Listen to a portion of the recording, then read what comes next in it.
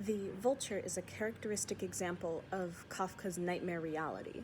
The fact that the narrator is just standing there helplessly watching the vulture pick apart his feet is a classic nightmare situation, the one where you want to run and can't.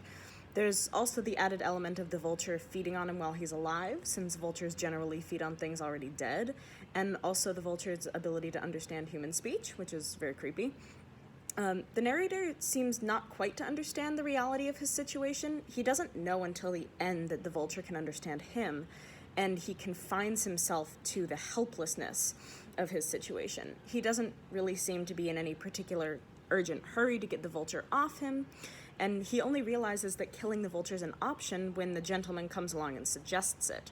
So he's not quite in touch with what's actually going on. Particularly interesting in this story is the element of pain. Only once does the narrator mention that he's in pain, and he seems really calm towards the situation, so it makes any pain he's in seem really insignificant.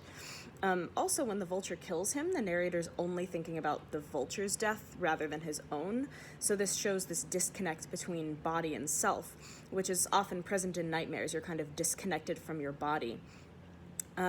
So this makes it seem like the narrator's pain isn't really a part of his reality, but the vulture's power over him is really significant.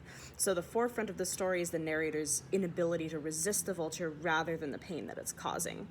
The role of the gentleman is kind of curious as well. He does offer to take action, but only after a while of surveying the situation, and he's also technically the one who causes the narrator's death, because it's his threat to the vulture that causes the vulture to take action.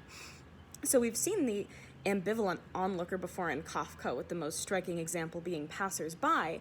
The gentleman is kind of interesting because he seems like an ambivalent onlooker. He seems really disinterested. He's taking a while to survey the situation. He's really calm about it.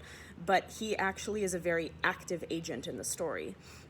But both of the reactions of the characters to the Raven's behavior are really unusual. They don't seem to be operating under a real-world logic, and that adds to this nightmarish, Kafkaesque element of the story.